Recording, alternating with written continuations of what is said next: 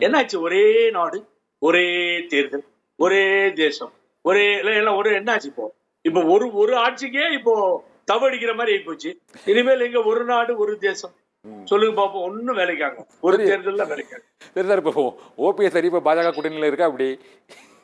பாருங்க, ரொம்ப நேரம் கழிச்சு நீங்க வம்பு கிழக்கலையான்னு பார்த்தேன்.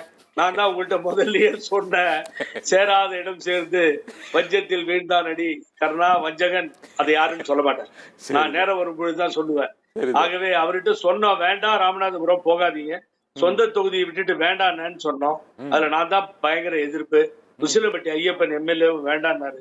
2 தொகுதி வின்னிங் தொகுதி இருந்தது.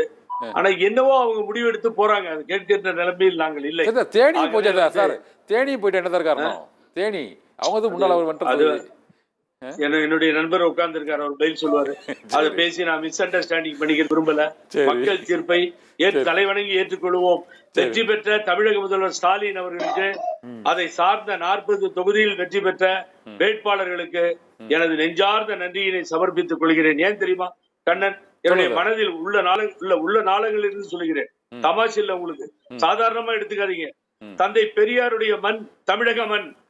தந்தை பெரியார் ஊன்றி வளர்த்த இந்த திராவிட இயக்கம் என்றுமே நிலைத்து நிற்கும் என்பதை இந்த தேர்தல் 40 தொகுதிகளில் வெற்றி பெற்று நிரூபித்து விட்டது என்பதுதான் உண்மை. இந்த மாற்று கருத்தே இல்லை. இந்த பெரியார் மண்ணில புகுந்து ஏதாவது பண்ற, கடவுள் பெயரால் மதத்தின் பெயரால் நான் நாட்டை துண்டாடுகிறேன் என்று வந்தால் முடியாது என்பதுதான் தமிழ்நாடு மக்களுடைய தீர்ப்பு.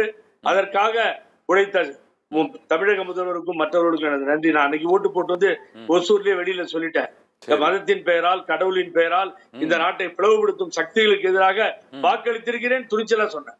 எனக்கு ஒண்ணுமே கிடையாது கண்ணன். என் வீட்டுல ரைடு விட்டு பாத்துட்டானுங்க, ஒன்னும் எடுக்க முடியல. ஆகவே என்கிட்ட எவரிதிங் பக்கா, என்கிட்ட அவ்வளவு பணமும் இல்லை. அதனால கவலைப்படுறது இல்லை நானு. ஆகவே இந்த நாடு எனக்கு பிடிக்காத ஒண்ணு மதம், கடவுள். இது 2 பேரால விளையாடுறான் பாருங்க. கோயிலுக்கு போட்டு சாமி கும்பிட்டு என்ன வேணா பண்றது அவங்க இஷ்டம். ஒன்ன கவனிங்க, இந்த பெரியார் மண்ணுல அழகு குத்திக்கிறாங்க, கோயிலுக்கு போறாங்க, மசூதிக்கு போறாங்க, அங்க சர்ச்சுக்கு போறாங்க, எல்லாம் தான் நடக்குது. விதவிதமா எல்லா பண்டிகையும் கொண்டாடுறாங்க. ஆனா வாக்குகளை கையில எடுக்கும் பொழுது தந்தை பெரியார் பேரறிஞர் அண்ணா, புரட்சி தலைவர் எம்ஜிஆர் அம்மா வழியில் தான் வாக்குகள் விழுது. இதை மறந்துடவே முடியாது. எப்படியோ ஒழிச்சிட்டார் எடப்பாடி பழனிசாமி அதிமுகவை. இனிமேலாவது திருந்துவார் நினைக்கிறேன் இந்த ரிசல்ட் எல்லாம் பார்த்துட்டு. ஓகே சார், இப்போ நீங்க சொன்ன பயில இருந்து ஒண்ணு புரியுது சார். நீங்க இப்போ அநேகமா காங்கிரஸ் திமுக கூட்டணி ஆதரவா இருக்கீங்களா, அல்லது அதிமுக ஒன்றிணைந்த அதிமுகவுக்கு ஆதரவா இருக்கீங்களான்னு தெரியல.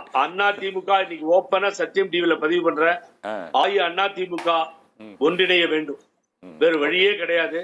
அத்தனை பேரும் சரி, இப்ப உட்கார்ந்து இருக்க நண்பரும் சரி, நானும் சரி, எல்லாரும் சரி, எல்லோரும் ஒன்றிணைந்து சென்றால்தான், ஒன்றுபட்டால்தான் உண்டு வாழ்வு.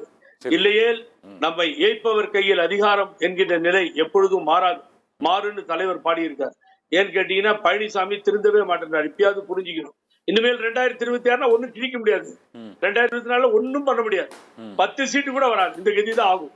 இன்னைக்கு சந்திரபாபு நாயுடு என்ன கதியோ அது மாதிரிதான் ஆகும். ஆகவே அதையெல்லாம் மனசுல வச்சு ஏடிஎம்கே பிரிஞ்சிருக்க ஏடிஎம்கே எல்லாரும் ஒன்னா சேர்ந்தா நிச்சயமாக அம்மா தலைவர் ஆட்சியை உருவாக்கலாம்.